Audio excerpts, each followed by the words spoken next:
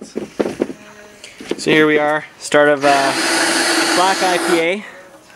And today, yeah, the black IPA on the menu. We just ground our grain. We've got our Brew Magic set up. We're going to be making this tasty creation on this nice sunny Sunday day. So there we go. Step 1 complete. Step 2, commence. So we're just making sure that our hot liquor tank stays full and heated so that we have water when we need it for the fly sparge. We've just done our strike of the mash, added our grains with a gentle spurtle on this black IPA. As you can see here, we're just getting it to temp. Right now, what are we sitting at there, Ed? On our heat? 152.6. 152.6. Our target temp for this mash is going to be 156 degrees Fahrenheit. And climb down here off our little step ladder. Sorry, Arrow. Hi, buddy. And so this heater's on. That's underneath our mash lauter tun. She's been heating up, circulating through so that we don't caramelize any sugars from the bottom. So that it stays uniform temperature from the very tippy top to the very bottom. Completely uniform temperature. That's when this gauge here comes in handy. Oh, probably can't read this screen from that angle. Let's get nice and close here. So there we have it. 153.1 to goal 156. So we're using the burner. Pretty soon we'll be able to turn it off. The heat exchanger inside of here will take over, and boom.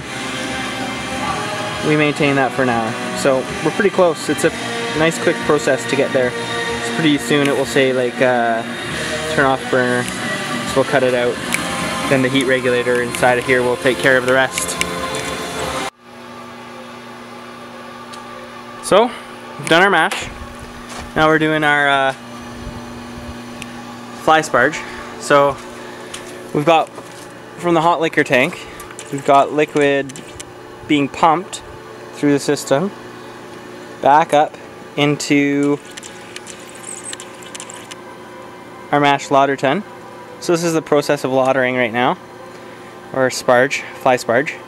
So this here is draining into our brew kettle, and as it drains into the brew kettle and we add new water, the grains are still suspended and getting rinsed. It's kind of just, imagine this as a nice hot water bath for the grains. We're just getting all the remaining sugars out of them with nice clean water, H2O as it were. So once we've reached 6 gallons on here, and we've put in the right amount. So once we're down at that level, right now we're up there. Once this drops, and we're titrating the speed at which it enters the mash lauter tun. We're doing that so that we can maintain the same amount of liquid in there at all times, even as it's draining. That's what causes the rinse. So as it's being sucked through, we've got a bit of a whirlpool going in, kind of that effect. As it's being sucked in and going down, we are essentially rinsing all of those grains. And then after that, we'll boil and do our hop schedule. Fun times. Okay, so just in case I didn't go over this before, I'm gonna describe the workflow here for the Brew Magic by Sabco. So essentially, you've got 3 main compartments to think about.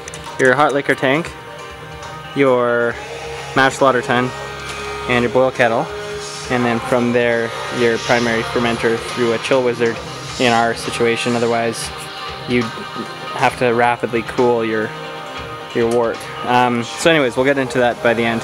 So, and then you've got your control panel as well. So everything's automated. So our mash was supposed to be an hour. We stopped the timer at an hour and a minute. And so we were basically bang on. Our sparge time for the fly sparge was 10 minutes 30 seconds. We haven't started our boil yet. We haven't added any hops. Ed's just getting them all ready at the moment. So anyways, you get your hot liquor tank up to temp for whatever you want to do your initial strike temperature at for your your grist, which we milled over there. And then once that's at the right temperature, you backfill. So you've primed your system. I think we went over that. So it just fills the line so there's no air pockets. Now from here, you open this valve, it goes down, and it hits there and it stops. It stops there and it stops there. So what you want to do is you want to backfill first. So you open that up. It backfills up through here, and this is open. Well, actually this is in the correct position now, so that it would backflow up and into here. It fills from the bottom up, and as you're doing that, you're adding your grains up top. So right now we've got the grains that are spent. So yeah, you've got that all squared away. It starts filling up to a certain temperature or level. Then those become even, and then you have to start filling from the top. So as you're doing this, you're gently using your spurtle to stir your mash. Once it's all good to go, your strike temperature obviously is a lot higher than what it's going to be once it's all mixed, because the grain will cool it down. So now that you've got it all set up in there, it's time to go ahead and start circulating. That's where rims, basically what rims is a way of getting the circulation through it. So instead of the temperature being different here and here, you've got uniform temperature, and it basically sucks it all the way through, goes through here, circulates, goes back out through here. This is now turned off obviously, and you're just circulating the same amount of water. And it needs you to turn on the burner element that's underneath here.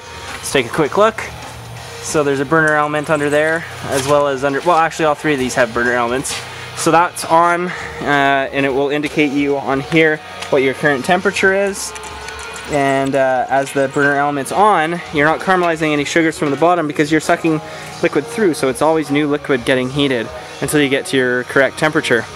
So I hope that makes sense. And then after that, where are we at? You stay, so eventually it will get up to temp, or the heat regulator inside of there can take over. So you turn off your burner. So you flip this thing down, turn off the burner.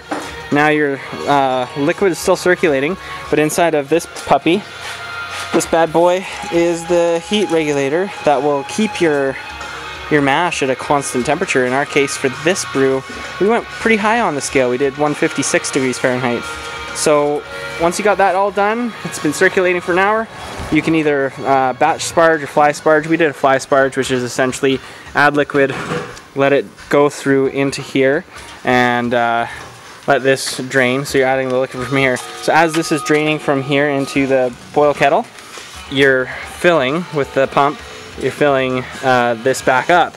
So you've got clean water on the top, it goes to the bottom, you filled it. Once your desired amount has gone in, then you stop the flow. This then drains the rest of it. All your grains are spent. They are nicely washed and rinsed from your fly sparge, and now they're in your boil kettle. So now we're at the stage where we've got our boil kettle going with our wort inside, and this black IPA, it's staying true to its name. I mean, that's a pretty dark color at the moment. So this is gonna boil. Sorry for taking so long to explain it. And once it's boiled according to your hop schedule, you send it. Actually, what we wait for it to all settle. Then we kind of create a vortex with the spurtle, a sanitized spurtle, because after this point everything's sanitary. So we create a vortex, let it settle again, and then all of our proteins are and all of our waste is essentially suspended. So we wait, it drops to the bottom of the conical shape at the bottom, which is great, because now when we're suctioning off, you know, taking it from here through the chill wizard, getting it down to about 20 degrees Celsius, and we get it into our primary fermenter. It fills from the bottom to the top. We're going to add oxygen as well as it goes through here, so this is going to be very well oxygenated. This is the last time that we're going to do this. The reason for that is so that when our yeast goes in, they've got lots of oxygen, they've got lots of sugar, they're going to be happy little fellers. They're going to munch on those sugars, and boom, you've created alcohol, you've created a beer, and it's just the amount of time. So after primary fermentation, I think with this one we're going to attempt a secondary fermenter. Not all beers use it, but this one I think we're going to do it. Essentially take all of the good liquid off and keep the trub behind. And then in our secondary fermenter, we're going to dry hop it with some Cascade, and then we're going to keg it. So that's what our process is for this beer. Hope that makes sense. Alright, so we're done our boil. We're going to let the proteins and stuff settle. And we didn't do any of that like cheesecloth stuff for the hops. So you can see the after effects of that. We're just gonna wait and let it all settle here. Do a whirlpool, let it settle in the crooks. You can see this is just, I don't know, let's get some close-ups here. All those proteins are just free floating. Pretty soon they'll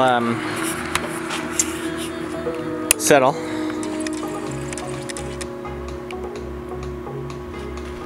Then we'll be able to use the wort chiller. Yeah, look at how cold we're getting the wort right now. Actually getting it to almost colder than it should be. Well, not colder than it should be, but that's insane. Oh yeah, it's like 15 degrees Celsius, isn't it? Yeah, like that or less. That's great. Nuts. So yeah, that's quick too. Look at how low it's already gotten in seconds. So yeah, we are oxygenating our chilled wort. It's heading straight into our primary fermenter here. I've got our sanitizing bucket, of course. Who do you take us for? We technically could have started another batch, and once this is clear, we could be moving it over to the brew kettle. So I mean, you can do back-to-back batches. You can have multiple things happening at the same time. It's a pretty decent system for repeatability. Or how did you put it? Ultimate repeatability. Ultimate repeatability. Yeah. Yeah. So there we go. And you know, in midst, we've been throwing the ball for the dogs, so they're pretty tuckered out. Yep. There we go. Oh, Jordan, Sabco. look at this. Oh, what am I looking at? You can see how you made that little pyramid in the middle of Oh my gosh, you can. Yeah. So, oh, I'm fogging up the lens. So that's a perfect amount of shrub left behind. That's our hops, that's our proteins, that's everything we don't want in our primary fermenter. And what do we have left in there? But 10 perfect gallons in a 15.5 gallon container. So here she is, black IPA, right next to the other previous brew that we did, or I did, and yeah, original gravity of about 1.06. So that's decent. It should turn out pretty good. There we go.